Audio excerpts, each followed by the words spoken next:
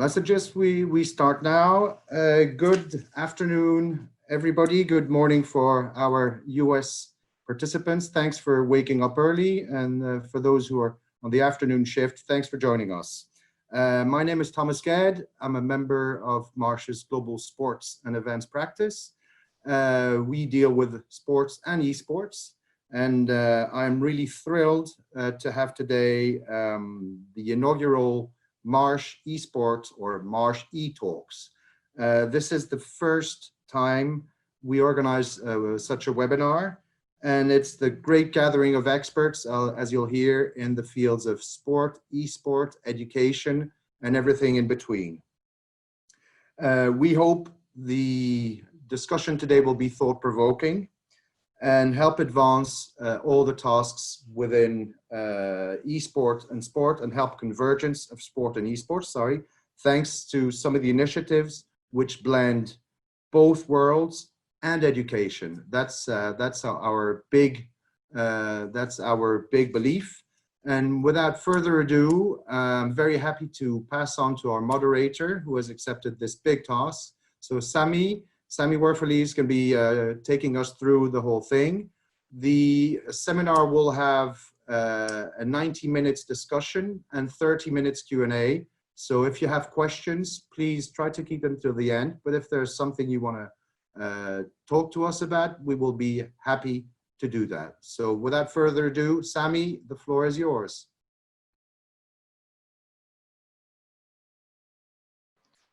Many thanks, Thomas. Hello, everyone. Welcome to this first webinar from March, during which we will talk about sports and esports. And to talk about that, I will share with you a presentation, and in the meantime, introduce you to our great panelists. If you let me just 1 minute. Here it is. You should all see the presentation right now.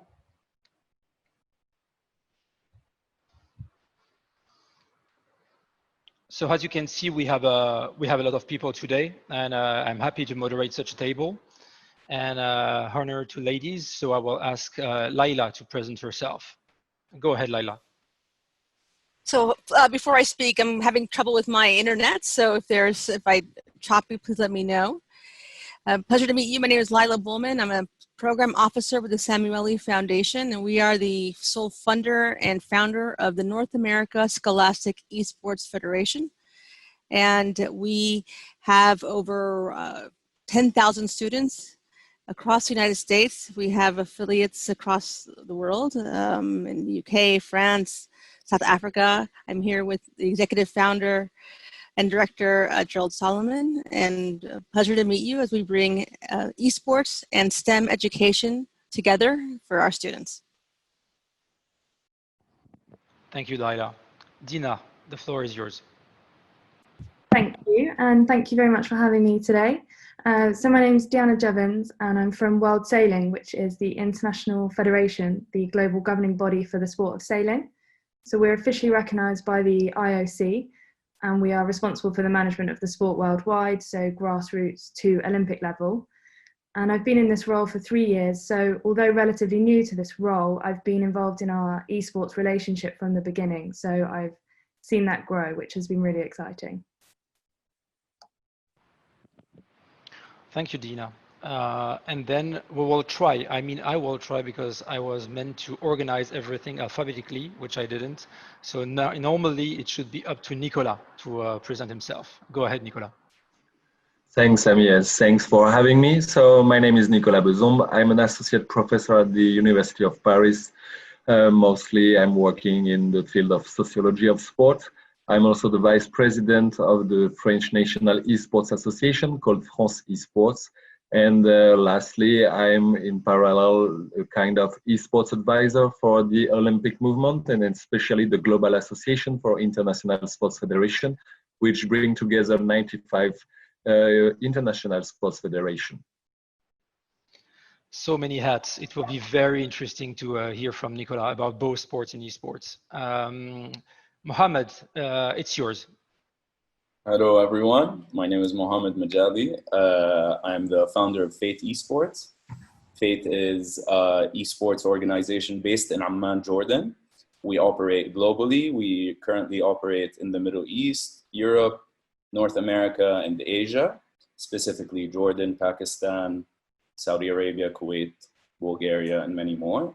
We're currently a top team in Counter-Strike Global Offensive and Tekken 7 and PUBG Mobile. And we've worked with companies like Bandai Namco Entertainment, Toyota. We're currently partnered with Orange Telecom, and we just finished partnering up with HyperX Kingston. And I'm happy to be here today. Thank you very much, Mohammed. Nasser. Thank you. To you. Okay. Hi, everybody. My name is Nasser Majali. I'm the Secretary General of the Jordan Olympic Committee. I'm also the founding president of the Jordan Esports Committee, and also the vice president of the Arab Esports Association. My background has been before sports. I was in the IT sector since 2001 and switched only 4 years ago to sports as the Secretary General of the Jordan Olympic Committee. I'm quite now experienced in many different sports and an enthusiast gamer all the way. I hope we have a good chat today. Thank you very much, Nasser. Vlad, up to you.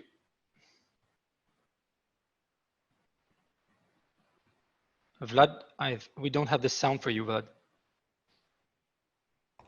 How about now, Sami? It's perfect. How does it look when someone's speaking with no noise? Only on Zoom can you have such an experience. Definitely. You feel sorry for them at the same time when you're trying to help them.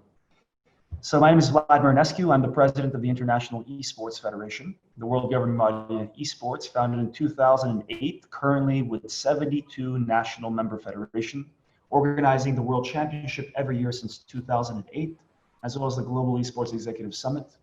In my previous life, I was Director General of Sport Accord, that is now called the Global Association of International Sport Federation, GASF. And my background is coming from martial arts. I did karate and judo my whole life. Thank you very much, Vlad. I guess we don't have Scott, so that will lead us directly to Gerald Solomon. Go ahead, Gerald. Well, good morning from California, everyone, and thank you for having me and my colleague Lila on this.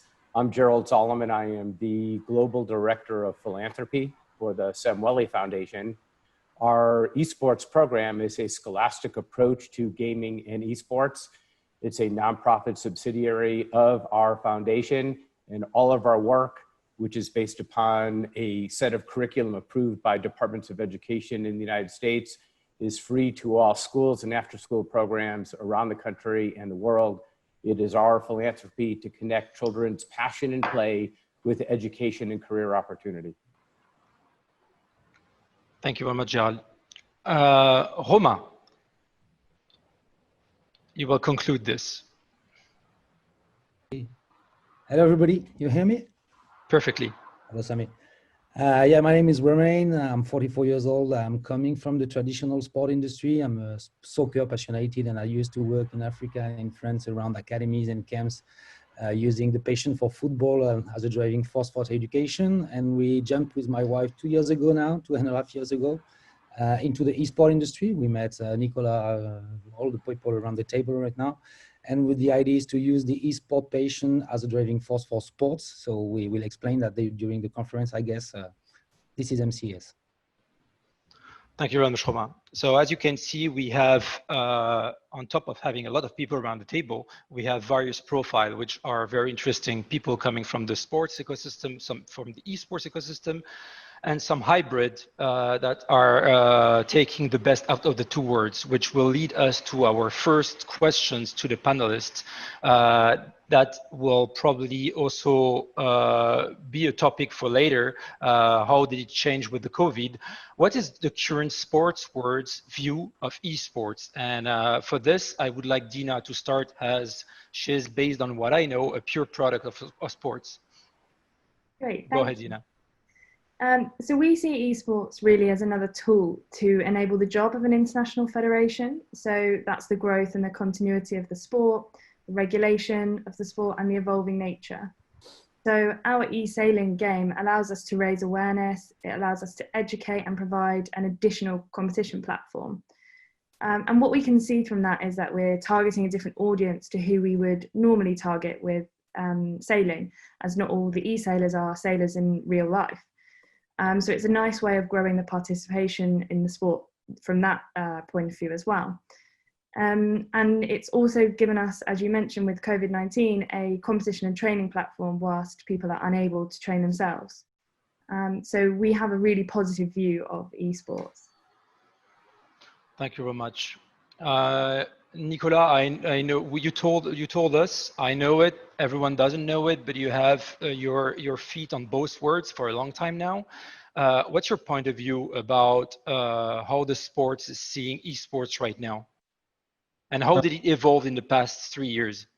Yeah, actually, it's the good term, actually. It's quite an evolution. Thank you really, Gianna, for all this information, because I think what the world saying is doing with esports is a great way to use esports as a tool, but a global tool, not only a commercial or marketing tool from the sports world. And it's really interesting to see how the sports world and the sports movement is right now using esports as an education tool and also as a promotion tool to promote the sports, the physical activity, but also to promote the champions and the legend of a sport. And also, as I said, during the COVID-19 crisis, how it can be a tool to actually train the real sportsmen and sportswomen.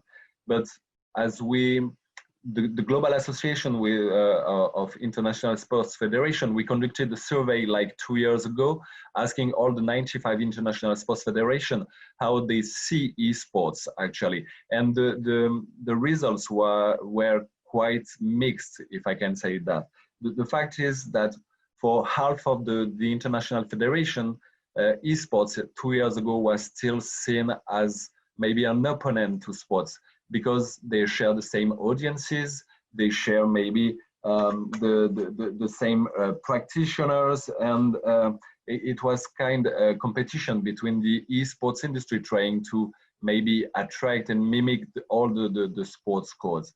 But right now, with the health crisis, we have seen that when the sports content is shut down due to the COVID-19 crisis, all the federation and sports clubs that have maybe entered esports like 3 or 4 or 5 years ago just managed to maybe limit the difficulties of the crisis and to promote and actually to promote virtual content of their sports. So right now, I'm quite sure if we want to conduct the same survey right now, I'm quite sure that the result would have changed. You're mute, Sammy. And you guessed that I wanted to honor you seeing me, of course, I'm not used to that.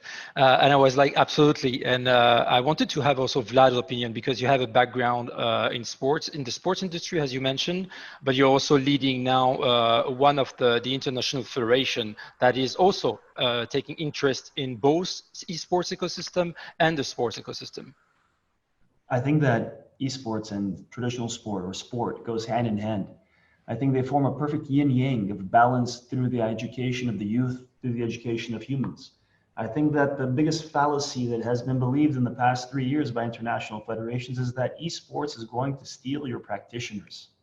This is something that's the complete myth, and we have to bust it, and it's been busted. Anyone who I have a conversation with for more than 5 minutes about esports understands that kids are playing, and it's a different demographic. The 500 million or so odd active, dedicated viewers of content out of esports, they're coming from a different demographic.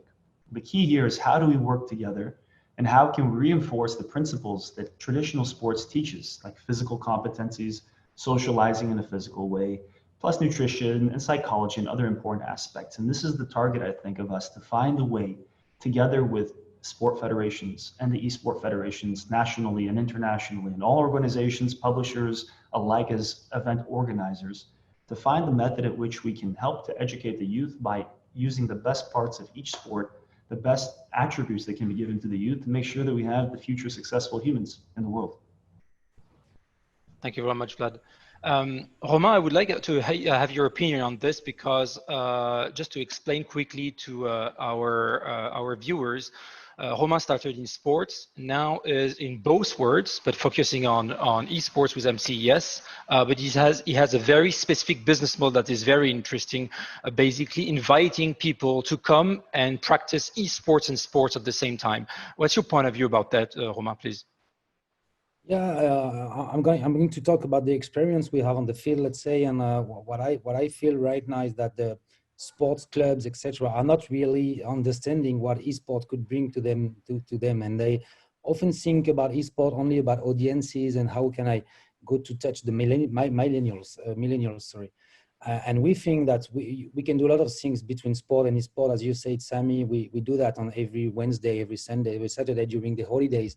The idea is that we attract the kids by the passion of esports, which is enormous, which is bigger than what we've never known that in our generation, and we attract them by the passion of esports, and for some of them we bring back them to the sports, traditional sports, so at least they don't do only gaming during the day, they don't do only gaming during the holidays, but we use the passion of esports to bring them to basketball, football, soccer, badminton, whatever. And very often when we discuss with the club, it's not really easy to make them understand that the value of the esports can be stick to the sports one, and we think that there are a lot of things to develop again. All right, thank you. Nasser, what about you? Because you're taking care of the business in Jordan here. It's a region that I personally don't know as much as the US or Europe, for example. And is there a difference of how sports is practiced there, and especially how esports is practiced there as well? And if there are already some combination between the two words? Okay, I'll give you part of the answer, and I think Mohammed, coincidentally, is my brother, but is majorly in the Jordanian market too, as a company in esports, can answer about more the behavioral side of the sport in Jordan. In Jordan, esports, we have a lot of athletes, we have a lot of gamers who are in Jordan and playing out of Jordan. And when we look at our national federations, the national federations and even their international federations, many of them are seeing seeing esports as a marketing tool for their different sports. Examples are many. You could go to FIFA, NBA 2K with basketball. You could go with NCAA football, with American football. You can go with multiple games, UFC, boxing for the different sports, MMA or boxing. And this, especially during Corona and even during normal days, has been a marketing tool for these different sports, even downtime. Yesterday, in particular, Jordan Motorsports, which is our more the car racing federation that we have locally, worked on a project with the Jordan Esports Committee and with Toyota Jordan for a racing tournament that has been going on during COVID, which is an esports tournament or an electronic tournament. And many of the drivers, some of the drivers are traditional drivers and some of the drivers are gamers. And it's been an interesting experience. More importantly, and this is our view on it, and this is what we've been pushing for during that time, is that many people who are usually not able to play these sports are being able to play these sports virtually. And I don't only talk about people who are not athletes, but I'm also talking about people who have different disabilities that would have hindered them playing those sports. They're being able to play those sports locally. We have everybody from different ages being able to play these sports, and this is how it's being marketed, and this is how it's being marketed with more traditional sports. Add to that, the final part would be something more like chess, which our chess federation, which has integrated fully with the electronic side of things when it comes to their tournaments, especially during COVID. So some of our sports didn't even stop working during the last couple of months because of that great integration that has happened. And this is the point that we are marketing these sports through in Jordan. Mohammed can answer more about the gamers. I mean, in terms of, we can take one example, which is yesterday, which was the finals for the car racing the Jordan Digital Motorsports. Basically, what they were doing was, as Nasser said, it gives a chance for a lot of people who are not able to drive cars. For example, we had people who are professional race car drivers playing with 11-year-olds who were also competing in the same tournament. And the 11-year-olds were doing exceptionally well compared to these drivers. And after that, during the interviews, since we were broadcasting the whole thing, during the interviews, we were asking all the players how it felt compared to real racing. And everyone thought these two, the esport of it and the real racing, are very similar to each other. So yes, as Nasser was saying, there's a lot of things in esports and sports that converge over time. Yeah, I think in terms of that specifically for the car racing, that's mainly what we're talking about. Yeah, but you both kind of answered my next questions already. So that's a very nice transition, Nasser Mohammed. Thank you very much.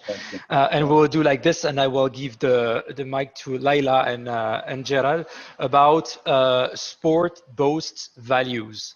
And the main question is, does esports share these values, and what differences are there? And Gerald, I would like to have your opinion because this is a sensitive topic for you, point one. And then I will want to hear Nicola's point of view, because for people who didn't understand, besides having a lot of hats, Nicola is focused on all the CSR problems in France, and that usually imply values as well. Gerald, go ahead. Great, thank you, Sammy. You know, that's a great question, and it's the core of our work.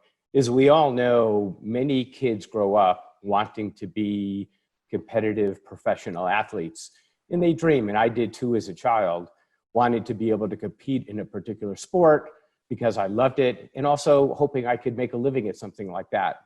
But as we all know as well, that there's a very, very minute percentage of individuals who can really excel and make it in a sport professionally. So what do you do with all of the hundreds of millions of kids who love the sport? How can you find a way to connect their passion for that play and that competition and enjoy it, and while doing it, provide them a pathway for both learning and workforce skill development? We know when we look at whether it's football or basketball or whatever it may be, athletes have a limited life in their sport. What happens to them afterwards?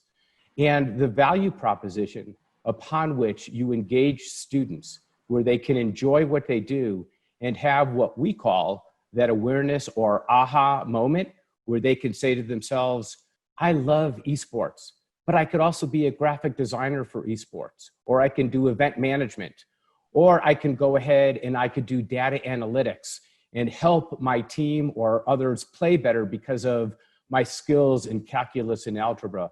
Or I can go ahead and build up my leadership skills, my communication skills, because of the ability of what it means to excel as a team in competition in an esports game, whatever it may be. So the value proposition, the ethics, the morals, the foundational pieces are not only about the competition, but it's also about the learning and how you can use it for your future development to thrive and grow.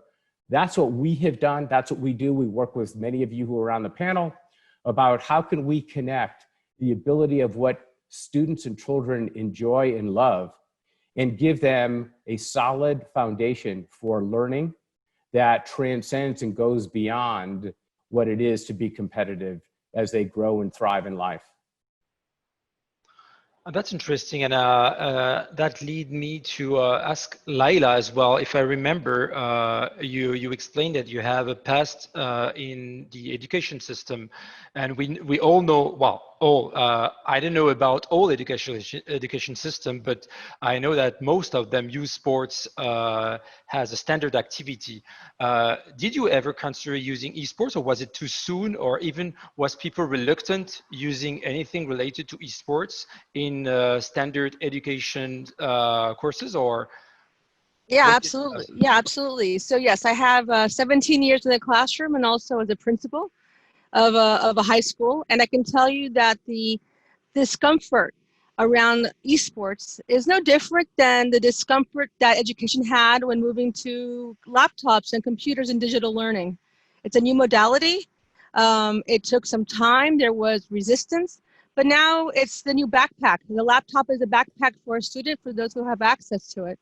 And the work that we do is to make that digital backpack, those digital cleats, the digital volleyball net, the digital games, equitable and accessible to all. But absolutely, I mean, it's just a resistance to the new. Thank you very much. Nicola, I know that you're also a professor on top of being an expert of sports and esports, and I know you're dealing with these kind of questions. You even yourself also implement some esports courses at school. How do you see that? How do you see that evolving? Do you see more programs like this? How do you see esports feeding into school books, or if books are too old to be mentioned, how do you see esports being part of the standard education of the youth right now? So actually, when we are speaking about values, we just need to understand that for both practice, can it be just sports or esports? These two practices, they don't have internal values. It's just they promote the values that we want to give them. And for sport, actually, modern sport, as I can say, is the fact that we have some institution, we have governing bodies, we have public policies, we have educators, we have environments that promote some very good values. Should it be, I don't know, for example, healthy lifestyle, or maybe education, or to promote integration, or to promote diversity, inclusion. And it's because we have all these systemic institutions that we can have good values. And for esports, this is quite the same, actually. We need this kind of institution, public policies to promote some very specific values that we want to actually share with the new generation, the millennials, Generation Z. So the role of MCS in France, the role of the IESF, the role of the NASEF, the role of the Jordanian Olympic Committee, all these institutions, this is what they want to do with esports. What is the goal, the objective, actually? They need to think about what do we want to do with the new generation and this new practice that we call competitive gaming. So regarding all the courses, the curriculum, or the education program that are emerging all around the world, the fact is now esports, since now 4 or 5 years, is just professionalizing all the industry. And it's not only the players, but it's also all the jobs related to esports, should they be in the production, in the events organizations, in the marketing, communication, legal aspects. And when we are speaking about professionalization, we must speak about education, actually. So this is where all these programs have an interest for the esports industry. But the fact is, it's quite new. So there are a lot of very different educational programs around the world. And sometimes it's just focused on 1 or 2 specific jobs in very specific fields. Sometimes especially for the players. So what I see, the fact that everyone is just trying to, adapt to what they see. And when we are speaking about esports, it's really moving very fast, and everyone is trying to adapt year after year the program and all the attendance and the population they are aiming to actually make grow during the next years. May I add to that, Sammy? Is that okay? So, one of the questions you asked was the acceptance in the education environments around esports. And there are 2 different approaches. There's acceptance in the education environments of esports as a sport, as an extracurricular activity that's done after school. That's an opportunity for, as Nicolas was saying, to develop the character and the values that sport provides. but that we have an opportunity with esport to bring it also into the classroom, because we have all of the skills that are embedded in the industry, where we can use that to teach students not only about how to have that character and values, but also about how to produce a stream, how to learn about cybersecurity, how to develop, game design or 3D animation. And these are all skills that are not only skills that are utilized in eSport, but that can be extended across so many different industries. That, I think, is where the opportunity in eSport lies in education, an ability for students to take something and for educational systems to understand that students are incredibly passionate and love this sport just like any other, but they can bring this into the classroom in a way that's far easier than before. I think that's the opportunity that we have here. Exactly. I completely concur with that. Thank you, Laila. That will conclude our first part, and I will ask every participant the same question to basically summarize in a very synthetic way. Taking a helicopter view, what should one take from sports and from esports? And we'll use our traditional list, and we'll start with Dina. Thank you.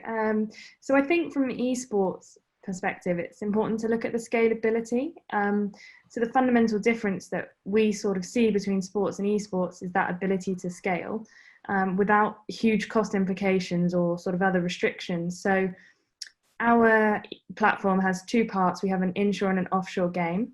And within the offshore game, we can host 2.4 million players on the start line of the Vendée Globe race, which is a real world event that we mirror in the game.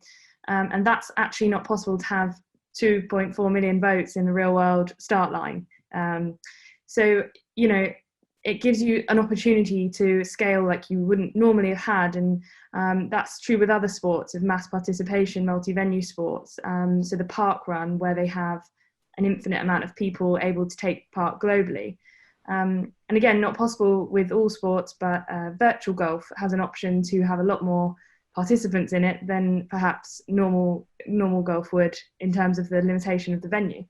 So I think that would be the big takeaway from our side, would be on scalability.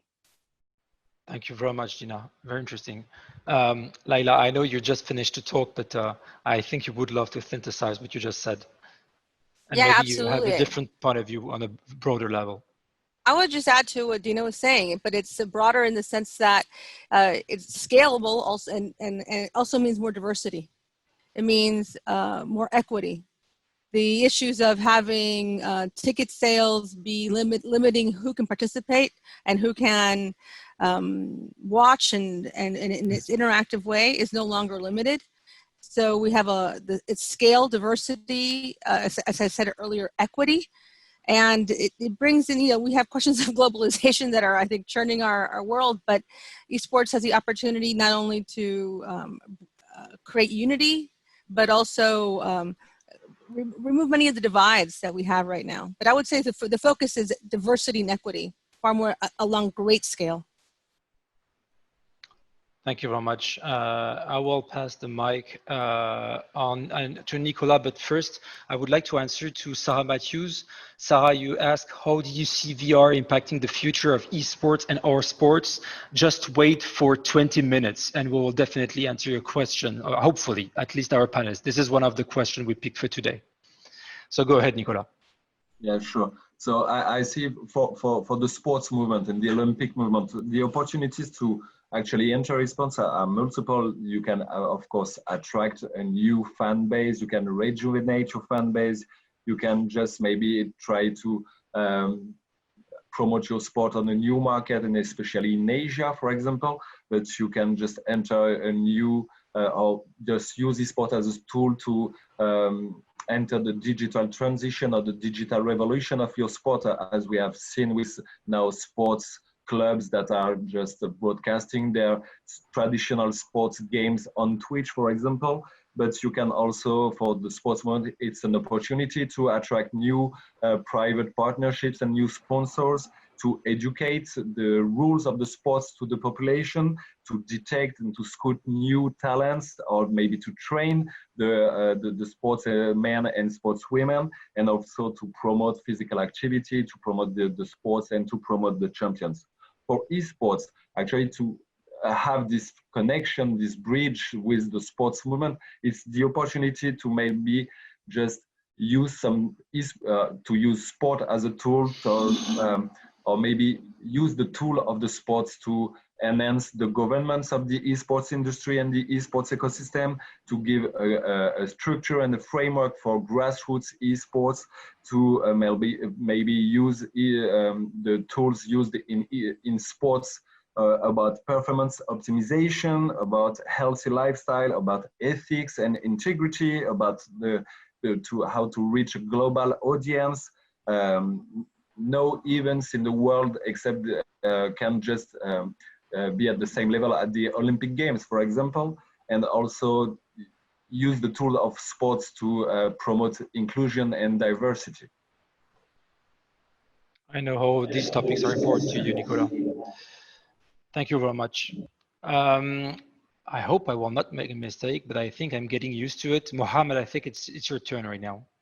Yep.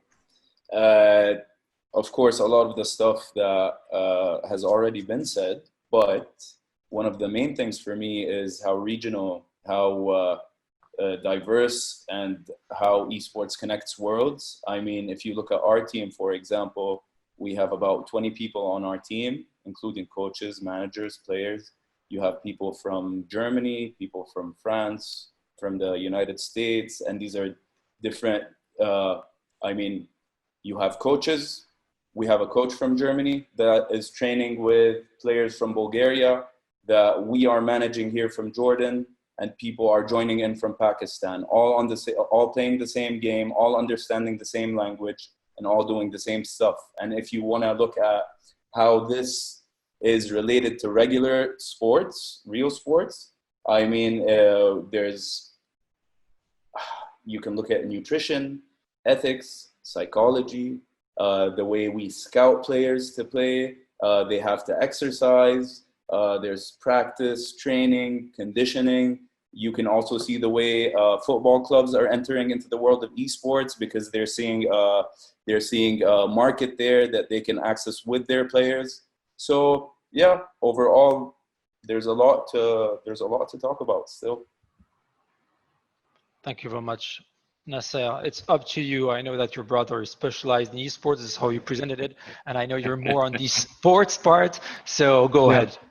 No, listen. To us, I have to state this though. In Jordan, when we're looking at sports and esports, it's one and the same.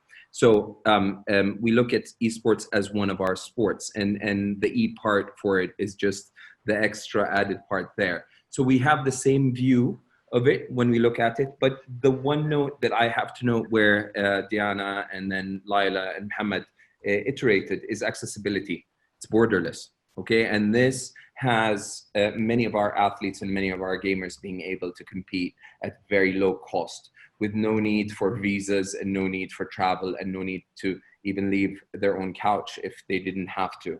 From a reach point of view, the access to a whole new group of spectators and athletes many of whom might not be traditional athletes or not be interested in traditional sports. And monetizable and sustainable. Our national committee for esports is one of the more self-sustained committees. So in reality, one of the biggest issues that all our other federations have is one that they don't have, which is how to get money to run our federation and run our sport. You're breaking up, because Nasser. it really is self-sustainable. Yeah, what's that? You were breaking up. Sorry, I'm talking about its self-sustainability. It's one of our most self-sustainable national federations because of the huge interest of corporations and gamers alike. And finally, because I worked in the IT sector for many years, since 2001, I would say that it's a perfect juxtapose between two worlds, the world of sports and the world of business in IT. And that which Diana was talking about, she was talking about its reach, the reach and how this whole integration happens. There are many inefficiencies in the world of sports where the world of esports is much more efficient in. One of the big things, other than the big events that happen, that we see the live events, some of the live events online are being done practically at no cost. This efficiency that I'm looking at, we look at from a bird eye view or a helicopter view. I tell you, this is one of the very likable things and drawing things for many national Olympic committees and many national federations and many companies, at least in our regions, who are very interested in esports as an outlet and as a marketing tool at the end. Sorry for taking too much time. No, right now it's fine, but I might be more pressing the more we advance in the presentation anyway. All right, thank you very much. Gerald, do you want to continue? I'll just say a few words. Most of it's been said. I do want to echo what Nasser said, that it really is borderless. The esports field and industry is open to all. The one thing that's interesting, though, is in traditional sport, there tends to be winners and losers. In esports, there are no losers. Everyone is a winner because everyone is given an opportunity to compete either within the sport itself or the ecosystem around the sport and gain the skills that provide for lifelong learning and opportunity. And that's a very, very unique feature for what esports offers to the world. Thank you very much. And I just realized that I forgot, actually, I managed to do a mistake. It was meant to happen. Vlad, sorry, I skipped you. Don't worry, no issues. I don't know where to begin with having such different points of view or perspectives. I want to probably say that I humbly don't think that kids or youth that are participating in gaming or esports are doing it from an educational motivation. I think they're doing it from a motivation. It's a fun activity. And it's how digital socialization occurs in the 21st century for the youth. It's a place where they can transcend the physical, where they can transcend their race, their religion, their age, their gender, and compete with people from around the world while socializing with them in a fun activity. Albeit, during the activity, depending on the game, you are developing cognitive relapses, you are developing multitasking, you're developing a lot of different knowledge. But esports doesn't have with it that innate ability to educate built in while having fun. What we need to do is we need to understand how we can educate the youth and help them to do physical competencies, nutrition, and other type of education modules to build upon that passion which they have. They're not playing, streaming, or watching because they're learning, but they're understanding that that activity is a mechanism that makes them feel good and that they're willing to do something to have that feeling. So I believe that with everybody here and all the stakeholders around the world, we can work together to ensure that we can support and motivate the youth to have that education while having fun and being social in the 21st century. Thank you very much, Vlad. Basically, we can definitely skip a slide later because you answered it perfectly. Go ahead, Romain. Yeah, thank you. I think a lot of things have been said already. I think coming from the sport industry has a long journey, of course, and can bring the professionalism, the training methods and all the governance, because I would love that we could use also esport in the education everywhere in the world, which is not the case right now. But on the other hand, I think we're going to talk about that also. What I discovered when I get into esport industry is all the interactivity you have between the fans and the players, the marketing, which is very modern, let's say. And for my own example, now I'm really in a better contact with my own kids, which are young, of course, and I know better how they can react and I know how they think. So I think esport is also just a new generation way of living, and it's very interesting for any company to get into. Thank you very much, all. So we'll switch from a less philosophical question and we'll probably drift a bit toward the economical part. And I was mentioning the COVID at the very beginning of this panel, and my future questions will be around international sports federation moving to esports. There is no real question here. You know that NBA has a business venture with the publisher 2K for a long time now. They're very successful with that. You know that FIFA is working with the publisher EA, and you also probably don't know, but in the US, Made in NFL is also very popular, and again with EA. NHL, I don't really know, so I will not pronounce myself on this, but I've been told that it's also quite popular. What about the other federation? Now with the COVID, most of them can't express themselves as they used to before. They realize the power of the digital. And my main question to you all is basically, how can international sports federation enter esports if their sport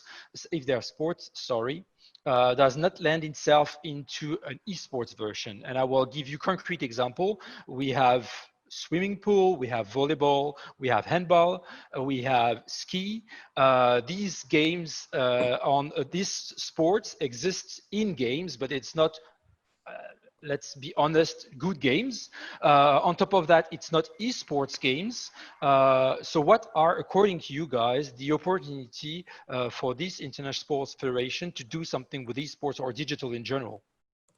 And actually, I would like to start with Mohammed for once, because I think he has a good opinion about that. Go ahead, Mohammed. Sorry, you were cutting off a bit. Can you just repeat the question? Yeah, just cut me right now, because now I need to repeat everything. For me, my internet is and I didn't take any notes. So yeah, but basically it's super easy. With the COVID, we realized that the full ecosystem changed. Whether it's sport or esports, everyone is craving for online.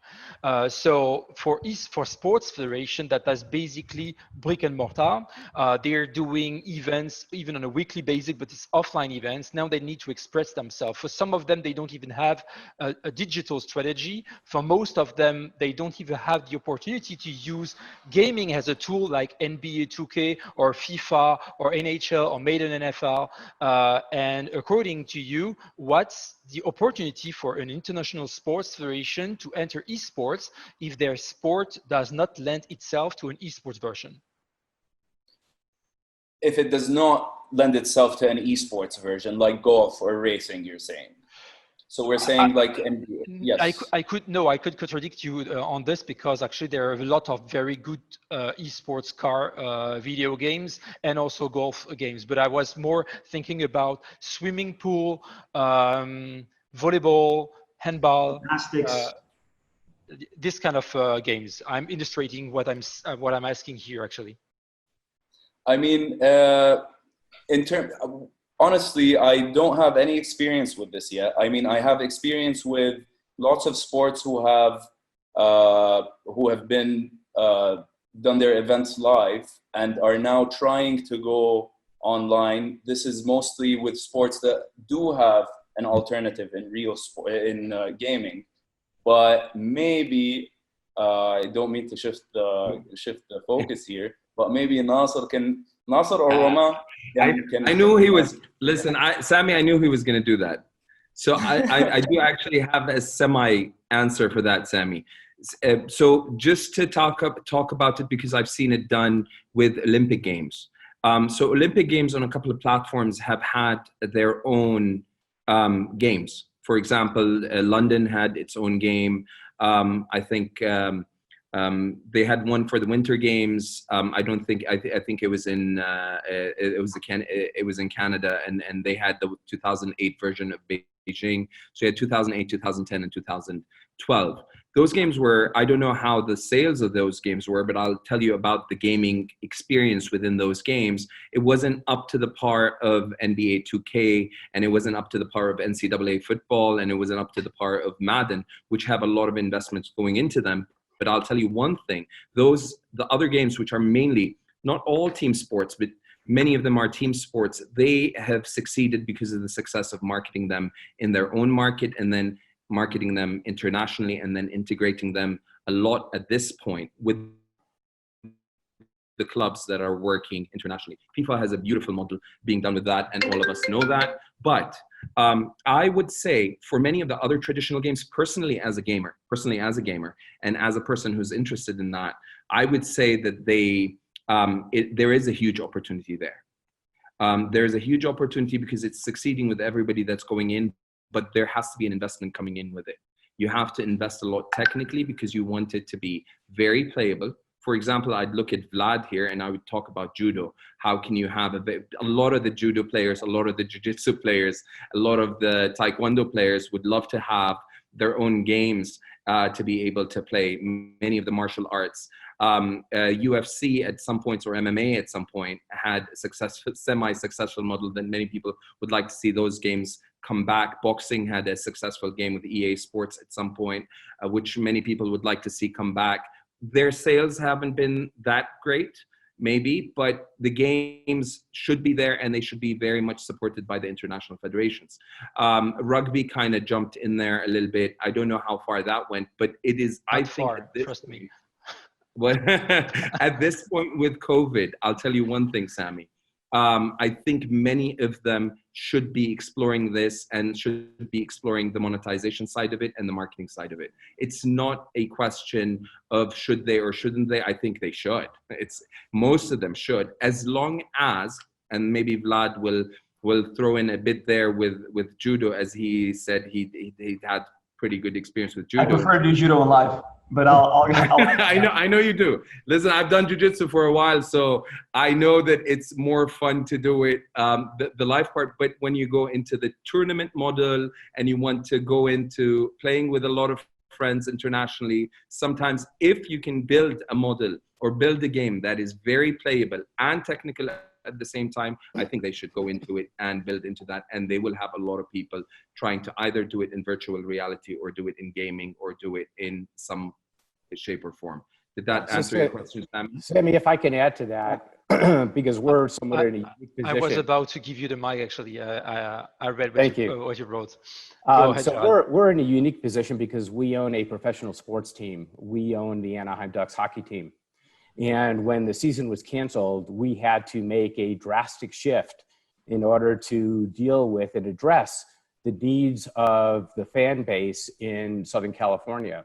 So we went ahead and took the NHL 20 game, and not only did we bring it out to our community, but we found that it gave us a unique opportunity to really embed ourselves in the development of a fan base that did not exist previously. For example, we went ahead and we did a Southern California competition using Minecraft to go ahead in competition to create arenas, Zambonis, logo designs, third jerseys, et cetera, in addition to the actual play itself. And we found thousands of kids who wanted to participate in that, who otherwise didn't buy tickets to go to hockey games.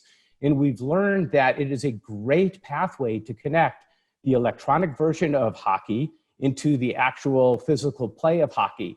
It was so successful that other hockey teams around the NHL heard about our work, and we did a national competition, including Canada, including all of the United States for the NHL, and we did the same competition again. We had, I think, 16 teams that actually participated in it, and the ultimate winner of the major competition was a 12-year-old out of Nova Scotia, Canada. So it really shows that if you're thoughtful about how you can connect the concepts of the electronic version with the physical version, give kids a chance to play and use modalities that may be different than just the game itself and bring in other aspects to it, you can really not only keep your fan base, but you can advance and develop your fan base.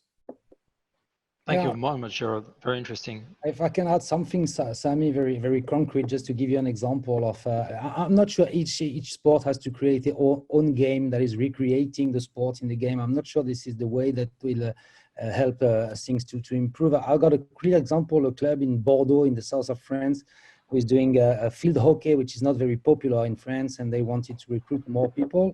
We created Fortnite camps, so we attract the guys with the Fortnite camps, and at the end of the camps, on top of the 20 guys that were involved in the camps, 2 of them have been taking the license for the next year. So this is a good example of how we track them by fortnight, and finally they're gonna play field hockey. So it can be also another way of creating bridges between sport and esports. All right. Can I make the intervention now? All right. Before moving to something else, Before you move, I want to just say something about traditional. No, I'm sorry, Vlad. I'm definitely forgetting you today. I don't know what's forgetting me, Sammy. I'm gonna have to go over there and show you a little judo. Definitely. Okay, so I'm safe. I want to say I have a big experience with international federations, and I'm very close to a lot of international federations presidents. Unfortunately, outside of FIFA, the actual sports that are played in esports are less than 4%. Including FIFA, they're less than 5%. So we need to know these numbers. They're important. But that being said, the international federations during the COVID crisis have had to adapt and find a way to interact with their existing community and find a way to do sport. So for judo, we did Judo Fit, an online competition where athletes could challenge people to do certain physical tasks, and they would compete against each other and ranking list points and so on. In other sports like karate or Muay Thai or kickboxing, they did tournaments where the people at home would compete against other people doing the physical sport itself. So where there is no sport missing, every international federation, every sport adapted and evolved to use technology like Zoom in order to continue holding courses and doing some type of physical movement. Some game publishers are making fantastic games for some sports like FIFA, like NHL, like the other ones that were mentioned here today. And I believe that definitely there should be a very nice game made for every single sport federation, because it's a great bridge to move a kid who learns about a sport by doing something fun like playing tennis on his iPhone to saying, hey, I want to pick up a racket and actually play that sport. So with all that being said, it's my honest belief that esports has to help traditional sport to find a way of making it funner and making the gamification process of teaching the youth those sports. And sports has to teach esports athletes the physical competencies and values and everything that comes along with actually doing traditional sport. Hand in hand, we can affect the positive change. Thank you very much, Vlad. I agree with that. And I will probably end this part with Dina, because for those who are not familiar with virtual regatta, you have to understand that sailing was in the position of the games you're seeing on the slide right now, and they turned it into a very good competition that Dina presented at the very beginning of our panel. And you can see here a short presentation of the game with examples in the reality. And for you, Dina, when and how did the virtual regatta change the way the Sailing Federation change its point of view about digital and even competition? I wouldn't say esports, but competition for sure. And how do you rely on virtual regatta right now for everything, your marketing, your promotion, for bringing new membership in the sailing, in the World Sailing Federation, or is it not the purpose? I don't know. Explain us a bit, please, what's around the story. Sure, okay. There was many good questions there, so let me see if I can answer them for you. The partnership was set up in 2017, and it by no means was an obligation. We weren't under the impression that setting up the partnership was something we had to do. It was something that we saw was a real opportunity and really beneficial to us. With us, we were really lucky that we already had a platform that was established in the beginning that was a great solution to how do we engage, how do we reach more people, how do we educate more people, you know, everything we've sort of been discussing today. But in creating this partnership, what it's managed to achieve is it's legitimized the game for virtual regatta. So the game already existed, it was very French in terms of its media and its audience, because the game is based in Paris. And it sort of enabled them to become more international. It introduced them to more events in the real world, real sailors that are now competing, you know, professional sailors that are certified within the game, and also the boat classes that are in there. So between the two parties, we wrote the virtual racing rules of sailing, which allow us to govern the platform. And then from a federation point of view, we own those rules and we allow them to be exclusively used in in the game, and then we have some competitions within the game annually that are crossover with real world and virtual world. The partnership it was a big sort of partnership set up to cover everything that might be encountered. So in the early days, it was a very long process to get it set up, but it sort of put us in the position now that during the COVID pandemic, we've been able to host many events online and see up to 45,000 players a day engaging in the platform.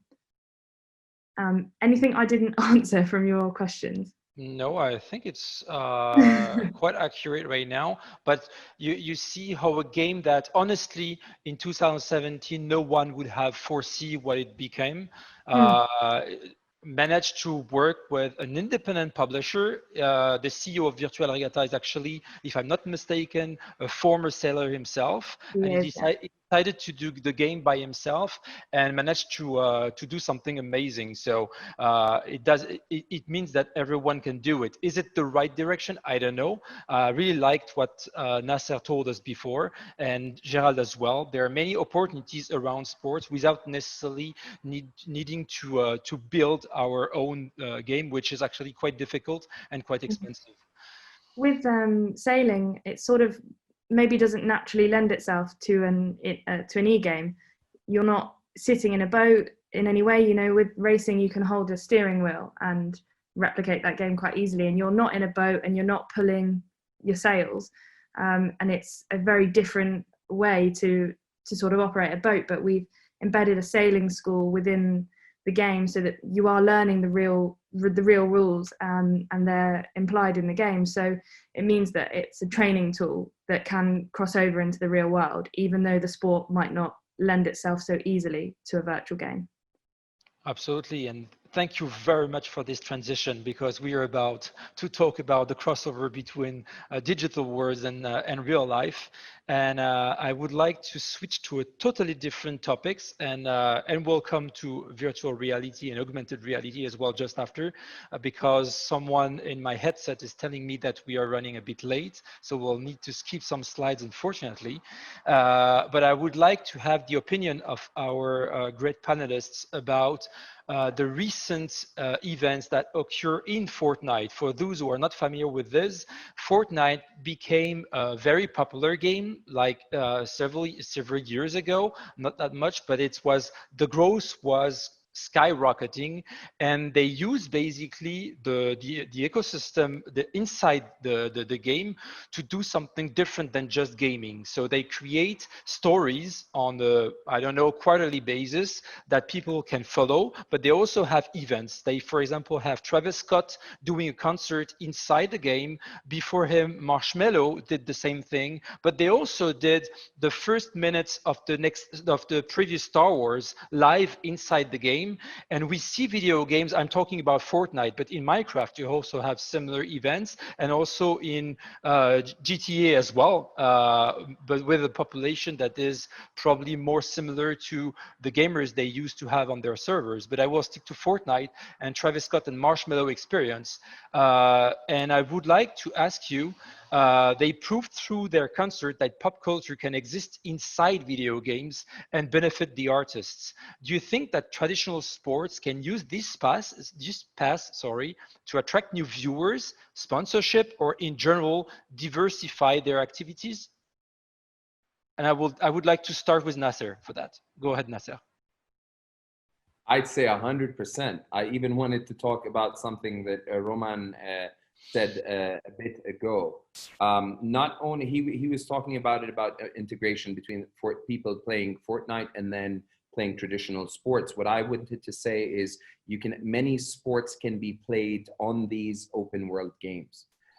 In reality, you can create sub games within, or mini games within those games that integrate into that sport that you want.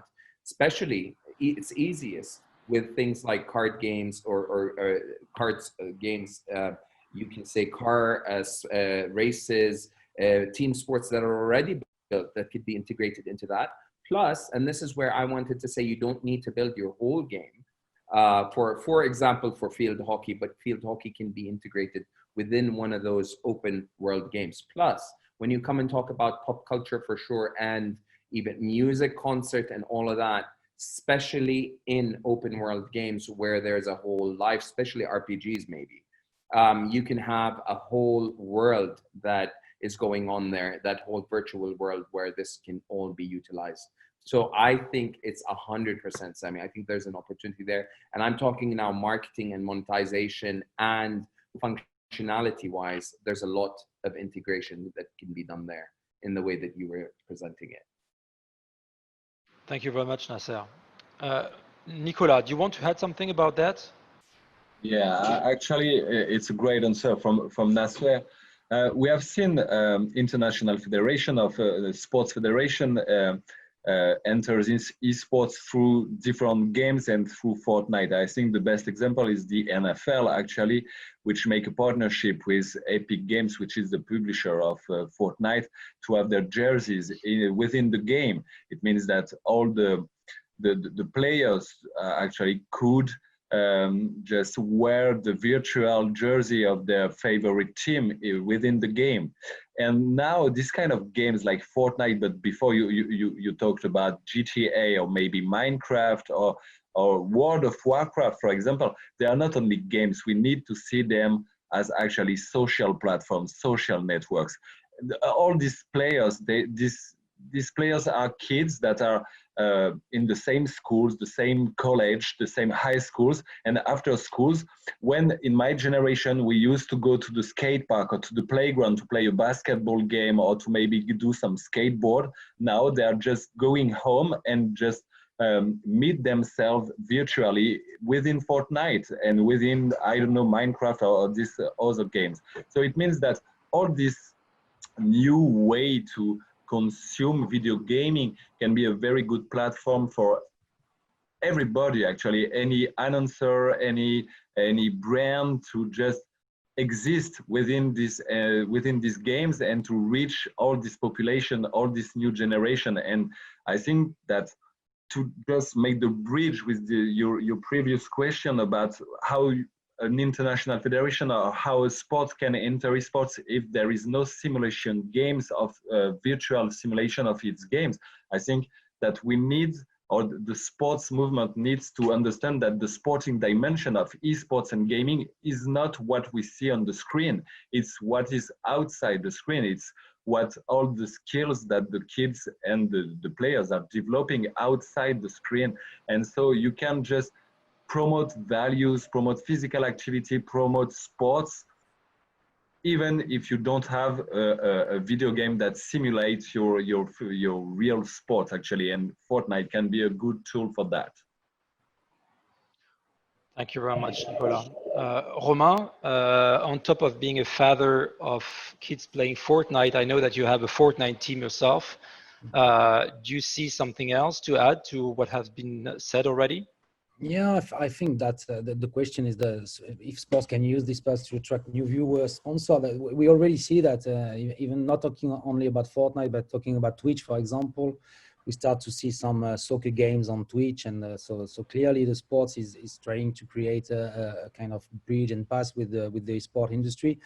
Of course, what I realize when I get into the esport industry is that the marketing campaigns are crazy. I mean, I've seen things in Fortnite that I have never seen in any other industry. So sports at least should take inspiration to understand how to be in contact with new generation, because what they do with Fortnite is incredible. I think that you talked about Travis Scott or Marshmello.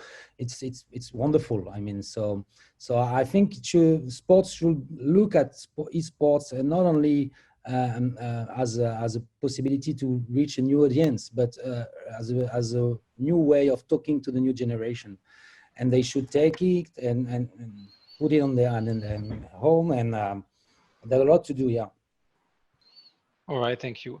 Laila, I will bounce on my question that I asked previously, but do you see such a core social platform? This is, I mean, not even core, it is hardcore social platform. You need to be a user you need to be a player basically to use that. Do you see that as a potential educational tool, or is it too hardcore for teachers to use that at school with their students? Where it's an easy tool to use, and that's what we have at NASEF been doing for nearly 2 years. You know, there's all kinds of educators, or educators that are, you know, early adopters and those that have to be dragged, right? Just like in any industry. But those who know that they want to engage their students, that they want to meet their students where they are, they want to provide the students opportunities, not only as, you know, as participants and even viewers, right? In that early social experience, even at early ages, they can see the opportunities as educators to bring students in, to have them ask critical questions, have them utilize tools that they typically would not use, and make their learning relevant to them. The only way that you learn is in an immersive way. You know, previous to my work with Samueli Foundation, I worked with Lego for many years, and helping build content in the curriculum. And our research shows, just as well as it does with NASEF, that students and anybody learns when they are playing. And in fact, play and passion together, but with a purpose, a purpose that's authentic to you, creates innovative thinkers and innovative players, innovative designers. And what ends up happening is this, and this is now, I don't think I'm just speaking from the educator's point of view. You know, kids are going to be facing challenges that we cannot even begin to identify today. So how do we know that we can give them the tools so they can face them with confidence and then try to solve them? These platforms, these social platforms where they are developing their avatar, making, you know, the idea of having a concert with a game, all of these opportunities actually help them become creative, help them become innovators. So educators need to do that. The progressive ones are already doing it. Like I said, we have 10,000 students across the United States. We have them in Mexico as well, and in Canada, that already have esports integrated as in the classroom day. So instead of learning graphic design, you know, to make a magazine cover, which no longer even exists, they're utilizing graphic design to help make the logo for their esports team. And which one do you think that they care about making? So we have seen in the classroom that they're working 2 to 3 times faster because they care. So my answer is yeah, it does work and it does matter. I like to hear that, but would be interesting to have a dedicated topic on that. I'm pretty sure I would find some other people in the same field of expertise that would disagree, but that's for another panel, and a very interesting one. Mindsets needs to be changed, though it's always complicated. I'm sorry, Daniel. I just saw your questions, which are completely relevant. And actually, we had a slide on this as well. But as I said in my headset, someone is urging me to respect the time that has been allocated to this panel. So this is probably an answer, a question we will answer for the next panel. But it's a great one.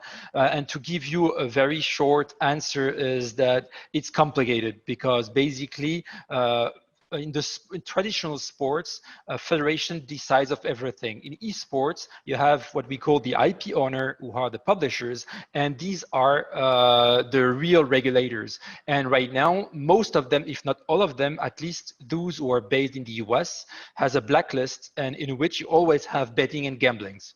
So right now, this is why we don't have betting and gamblings in most of esports competition. Not all, but we do. We should definitely elaborate on this. And I promised to Sarah that we will switch on VR and augmented reality, which is our next topic. So, ladies and gentlemen, someone wanted to add something? No, someone is not mute. Just the last question to all of you. Either someone is hijacking this, or there is a technical issue. So and then my last question is, as promised, we'll switch to something radically different. We talked about experience inside the game, and now we will talk about experiences around the game and new technology. And my question to you all is, how will virtual and augmented reality impact esports? This is a complicated topic because it's quite new technology. We already seen some impact, but it's more something that is on top of existing events slash products, but not used as a separate tool. Maybe some of you will give me arguments against it, but my question is more for the next 5 and 10 years. What do you think about it? And we'll start with who has a lack of speaking time. We'll start with Gerald. Go ahead, Gerald. Sure. I'd be glad to position because of our scholastic approach to the work that we're doing. We actually have given through our foundation a grant to the University of California at Irvine in the UCI Esports program to really look at the nexus between AR, VR, and esports, specifically around learning. As Lila and others have said, the way children learn is through immersive experiential learning. Some people call it project-based learning, PBL. There are a variety of terms to use. So from our perspective, again, a little different than the pure sports approach, is how can we use those immersive experiences in a way that puts the child or student into the activity and into the game. And we know, as you see through research from Lego, Maker, Tinker, the research that we've gotten out of esports and the like, that there's significant value and benefit when a child is immersed in the experience, actually engages at a personal level, their passion grows, develops, and begin to ask questions. They begin to inquire, begin to not only enjoy at a higher and deeper level, but to then become innovators and to think about, so what does it mean to me personally? What are the trajectories in play, in sport, and outside of sport that allows for them to acquire skills and opportunities, but for connection between AR, VR, and esports, those questions would never be asked. So we're actually funding through our foundation and the University of California research along those lines. I think are going to really impactful over time.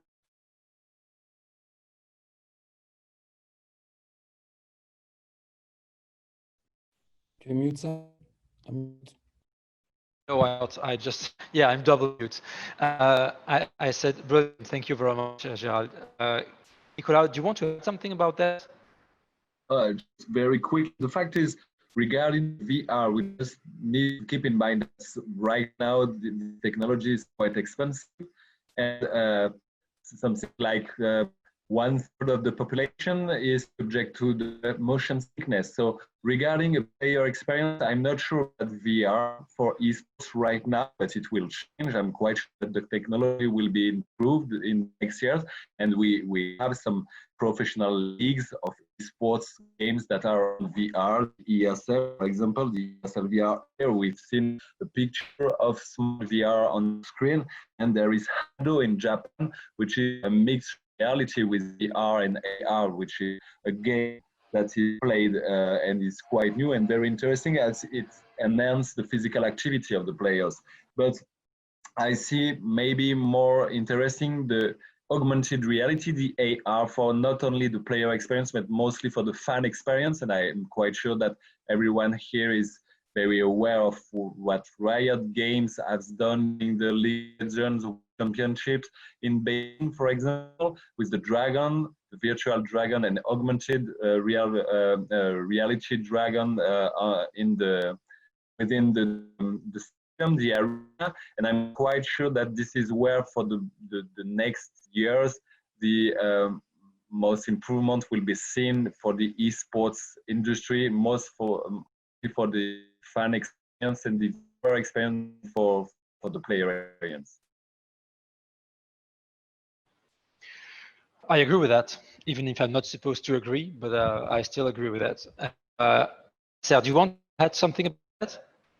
Just a quick note. So I'll agree with Nicola on two parts. The part of the technology being expensive at this point, accessibility to technology, but I would go further also with the point the technology is still not as integrated as you'd want it, at least at consumer level. And here I go to something that Diana was talking about way before in another topic. The same gaming that you have, and I'm going to talk about it from the traditional sports and esports perspective, international federations and national federations, and how that integrates. There's a lot of room once virtual reality is developed more and more for proper training. For example, when you're talking about sailing, today the game is played in a traditional way. Later with virtual reality, you could have them start in that experience, simulating it, and even acting in a way that would have them do the actual thing from home. That all can also translate into having a boat on dry land and having virtual reality applied there. The uses for it from a sports point of view, even when you come to reffing, to coaching, to seeing things while you're in virtual reality that you can rarely see while you're in a traditional national federation, living that bigger experience, having the athletes live much more heavy environment for psychology purposes. There's a lot of things that could be done in virtual reality. The integration part of the virtual reality side and the gaming side is the important part to wait for. And that's where Nicola was talking about the technology itself. It's the development of that technology, which we know is coming or is already out, that how it's integrated with these games and these traditional sport esports games is something very interesting to look forward to, and is something that will be very traditional for many people in traditional sports. Thank you very much.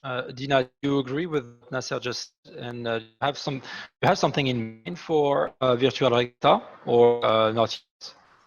Yeah, I think it's very. Did you say Vlad, or what did you say, Sammy? I said Dina, sorry, Vlad. Sorry, but sorry. I will come to you next, no problem. Okay. Sorry, Vlad. Yeah, you may have seen me nodding along then with what Nasser was saying, and he is absolutely right. It's not something we are developing as of yet. We have had actions at large events where there's been an old, no-sailable boat, like an Optimist, a small beginner boat, and we have sat someone in that with some sort of virtual reality set. But there are definitely barriers to entry for that, and it's something that, also, like Nasser pointed out, the technology is not quite as seamless as we'd quite like it to be at this point. Definitely something to look forward to the future, and as the game continues to grow in popularity and technology improves. So it's definitely an exciting idea for the future. Very much, Dina. Vlad, you're up for real. Thank you, Sammy. So my intervention is just that I think everything that everyone is saying is vital and makes perfect sense for the development of the community and for the development of esports, traditional sports, and new digital age of practicing socialization as well as physical health and movement. I think that one important conversation which we are not having here today is the discussion with the publishers themselves, because the publishers are actually the companies that are creating the games, financing them, and then promoting them to a community and to a market. And it's vitally important for the esports ecosystem, where they are the heir, to collaborate with them for creating games for creations, for making games that educate, making platforms that allow gamers to create their own games in the future. Why not? And we need to consult with them and them as a part of this discussion as well. Definitely. We already had this discussion together, and it's a very, very long topic on which we'll need publishers on the table. Anyone more had something about virtual and augmented reality? I mean, as everyone already said, in terms of pricing and in terms of the technology now, we can't say it's not up to par, but a lot of games are still better played with controllers, mice, and keyboards. But I think within the 5 to 10 years, there's so many games that I can think of, including shooting games and sports games, that can be integrated into virtual reality that would give the user a much better experience and make it much cooler than it is right now, including games like, of course, shooting games, as you can see in the pictures here, racing. I mean, you can look around and have a 360 view of what you're seeing and look at your mirrors and look at your side mirror and your rear view mirror. It makes a huge difference in terms of the experience. And of course, I think, as Nicola said, the audience experience would be very different when VR plays a part in that, especially since now everything is happening from home, everyone's playing from home. And the experience of viewing an event from your house is not as exciting as doing it live. So I think virtual reality will play a huge part in the audience experience also, but with time, when the technology gets better. All right. Anyone else on this topic? Nope. Okay. We have actually, if I'm not mistaken, no, I was about to say 4, but it's 4 minutes. And I know it's not it's an easy topic, but as someone asked in the chat, I would like to discuss it. Without any further discussion, I will switch directly the slide before asking the questions. This was a topic that was raised by one of our participants, and actually it was one of the topic I wanted to address to you all today. Just to give an overview of how does it work right now in esports. So you basically have countries that accept alcohol and betting brands to be associated to games and esports. Some other don't, but we all agree that right now, in economically speaking, we don't have the same weight for these brands that are, I don't know how we should call them, but basically non-consensual brands that are investing a lot in sports and contributing to its ecosystem a lot are not in esports. Some people are saying on a daily basis that these will arrive in our ecosystem, everything will be for the best. Some other, and I know there are here on this panel, disagree with that. And this is why I would like the panelists to exchange about this question. I will not ask it because it's obvious and it's written on the slide. But for this, I would like to have an opinion of the only publisher actually we have around the table, our associated publisher, which is, according to me, Dina with Virtual Regatta. How would you see, if it's not the case yet, but I didn't see it, so I assume it's not the case, how would you see the presence of bet alcohol brand in any Virtual Regatta competition so far? So it's a really, really great question. And it is definitely a grey area in ways. Still in the last stages, so not yet confirmed, but we are imminently signing an alcohol partner. And that is going to be to support the e-sailing project, but they're partnering with World Sailing. So we've obviously had to be very careful with legislation, especially the French legislation, as the game is owned and operated in France. And we're also very carefully monitoring the demographic of players. So from a legal perspective, advertising, 5% audience to be under 18. We actually have 12% 21. So we're sort of hitting those parameters there. And as you mentioned, clear ethical issues, but there are laws there to protect it. So staying within those boundaries, we can use the resource to benefit the sport and to continue growing games. As a federation, we have had partners that we have stopped working with in the past for ethical reasons. So although being a big loss at the time, it's a benefit for us in the future if it's right, you know, it needs to be the right partnership and have the right goals. So it's something that we've not taken as a light decision. It's something we explored in great detail with many different legal points of view, but it's something that we have seen will be beneficial to the game, and the sponsor that we are signing is very connected with sailing. So it made that decision a lot easier from that point of view for us as well. Thank you very much. But I have a more philosophical question for you. It doesn't bother you to have an alcoholic beverage as a sponsor for Virtual Regatta?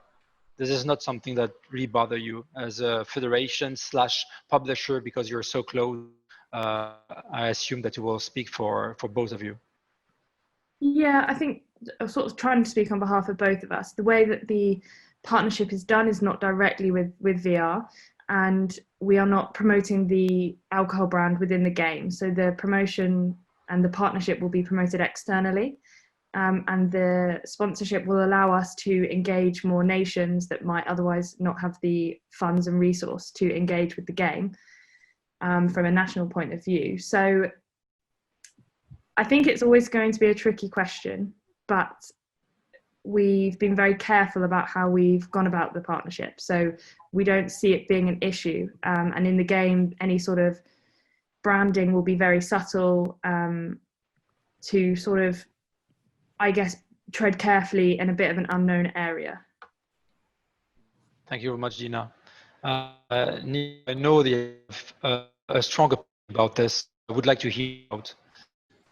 Actually, I'll be very quick. I'm very sensitive about this kind of, actually, of all kind of brands that are not very ethically responsible. The fact is, we have, depending on the game, a very young audience, a very young practitioner audience, and betting or gambling or alcohol, it's for me sending a wrong message to the new generation. And to promote this kind of brands and to this kind of, for me, very, very difficult to promote. As, for example, I'm the vice president of the French National Esports Association, and I try to promote healthy lifestyle. I try to promote physical activity, and I can't have this kind of dialogue with the parents if I have just above my head written Bud Light or written Red Bull, McDonald's. You know, it's very difficult for me. So yeah, I'm really not fond of this kind of partnership. I totally understand why it's done, because as Dina said, it's a way to have some fundings for new countries to participate to the championships, or to the E-World Sailing Championship. But I think that we have the responsibility to find other sources of funding, other resources. But this is only my point of view, of course. You're Thank right, you, Nicola, you're right, but you see, sport is having McDonald's, and he's having alcohol also. I think one of the points is that we already have the image on the esport as an addictive thing. So I think we cannot add something more, and we need first to work on the image of esports before going to this kind of sponsor. But if I put my owner of a professional team hat, I would love to have some of the sponsor. But if I put my amateur side, and I agree with you. So it's a kind of it's not the right timing, I think. It's not the No, actually, as Dina said, it's a true question, and I totally understand why it's very difficult. As esports industry right now is totally supported by sponsorship for 70 or 80% of the industry. It's very difficult, and I would be the first to be very happy to see brands that are very ethical to enter esports, but esports is not one of their channel to reach their population. I don't know, ethical brands, but right now, yeah, it's for me very difficult. Yeah, Nasser, I saw you. I would like to hear Laila first, and then I will give you the mic, definitely. Laila, what do you think about that? I think it's all about, first of all, I work with students, right, in K-12. So it's about teaching students how to make the right decisions. With NASEF, our sponsors are those that school districts can accept. We certainly aren't going to be teaching them about alcohol, to how to drink it and how to bet and wager. That's certainly not going to be part of what we do. But we will tell them about codes of conduct, and we will tell them about health and wellness, for example, right? So again, it's a pivoting in how we educate our students around that. Certainly see, and now one more thing about critical thinkers and how to critically consume information, whether that's commercial information, whether that's, asking questions about, for example, as an educator, I would utilize, if I were to see a Bud Light in League of Legends, like in the slide, I would actually utilize that as a point of education for students. I'd actually ask them that question. Why do we see that? What is the interest of Bud Light in reaching those who are young? Ask them the questions asking us, so that they can develop their philosophical point of view and those correct decisions that are better for them. So, you know, personally, and as part of NASEF, certainly, I don't see this for students that are under the age of 18. I don't think it's something that we would ever want for them to see on a NASEF experience challenge or tournament. But it is, I think, a serious responsibility of education to teach students when they do see that, what to think, to, you know, not how to think, but have the to think about it critically. You know, we don't do that at all. You know, the very first thing that, you know, when students see, and we've had you know, a rise in betting and in gambling with sports. Students, they see that with their parents when they see football, for example, and they see that as something very, very normal. We've seen it even in the education world around simulated stock market games. So a lot of it is about, you know, having students to parameters and time, costs of it. It's they have to make those decisions themselves and be responsible. Thank you very much, Laila. Nasser, you're up. Yeah, I'm not going to talk about right or wrong ethics and ethics. I'm going to tell you about our local example. For the National Olympic Committee and for our national federations, including esports, there is a limitation on who can be a sponsor and who cannot. And definitely alcohol, betting or gambling, and cigarettes and tobacco are on the logo for sponsors locally. This is actually a regulation, and that's enacted at this point. So I cannot accept sponsors from those sectors in the first place. Again, but at the same time, we do accept sponsors like a different soda drink, different fast food chains. So it's not tied to one thing or the other, but it's more of something that has been in the past. One thing though, and considering sports betting or betting is on the table here, we're very strict about that because we want to maintain the integrity of our local sports a lot with that. So we have also very heavy monitoring that our local sports have no sports betting linked to them. But then again, that's a discussion for a different time and a completely bigger discussion that goes into the why and the how of that.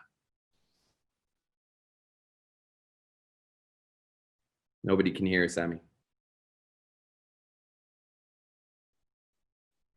Damn, indeed. Thank you very much, Nasser. Mohammed, you wanted to add something? Yeah, I'm gonna be as neutral as possible on this. Now, of course, in the region, when it comes to gambling, that's not an option. So any gambling sponsors or anything like that, that's not an option. In terms of alcohol, that's a different story. It goes back, I mean, since we're completely separate than the Olympic Committee, we can accept alcohol sponsors in many events and do accept alcohol sponsors. I'd like to specific on gambling. There's two sides to that. One would be the economic side for the team or for the events. And I'm talking on a global scale. I'm not talking about the region. And then there's the ethical side. Of course, on the ethical side, when you look at games that have loot and crate boxes where children are learning how to gamble in terms of buying a closed box and playing like a roulette game where it opens and you see what you get. It's a minor form of gambling, which many games are taking out of their game or finding loopholes around. But when it comes to viewership, so if we take Fate, our team as an example, when we have a game that's being streamed online and it's not on gambling websites, we get viewership of like 600, 700 people watching the live stream. When it is on gambling websites, we sometimes reach 28, 29,000 people watching. So on the side, this is the problem, is the biggest sponsors and one of the gambling websites are putting a lot of money, especially into games like Counter-Strike. So it's a hard thing to figure out whether you want to benefit from it economically, or want to stay ethical and look at the children watching these games. And actually betting, I know we're saying, oh, people under 18 are not allowed to bet, or under 21 are not allowed to bet, but they will find a way and will do it because it happened. So not like the regulation or the checkbox on the website saying over 18 is really going to make any difference when anyone can really put their money down and gamble. So, I mean, right now it's really need other sponsors that are not gambling or not out to as much as these companies are into esports for there to be another avenue to look at in terms of making money as a team. Another point, Sammy, is that some of the games are already kind of gambling when you play FIFA and you buy cards and you don't know what cards you're gonna have to improve your skills. You are a little bit betting already. So, yeah, it's a tricky question. It's of course, like Mohammed, with a team and you need to sponsor. You cannot afford to get into contact with this kind of company, but gaming is already sometimes Fortnite, the cash prize and all they do, and you can have at 13 years old, you can win maybe 3 million euro. It's kind of betting also. And so I don't know if the sponsor is the worst thing in the ecosystem. Especially, sorry, not to cut you off, but especially when you look at the teams, I mean, when you look at the games, like we were saying, crate boxes. I mean, a kid buys a box for $2, $2.99, then opens and sees what they get, either a rare item or a common item. That's gambling, but just not with straight up cash. But these things are sellable outside of the game. They can go to marketplaces and sell them and exchange them for cash. So it's happening inside the game. So it's really a question that needs to be looked at a lot more. All right, thank you guys. Someone else want to add something on this topic? No one. Then we will definitely conclude this first webinar. Thank you very much to all of you to have participated, for the great answer you gave, and for the interaction we had with the participants. And looking forward to seeing you again in several months. Have a very nice afternoon. Thank you all. Pleasure. Thank you. Thank you so much. Thank you, everyone. We wish you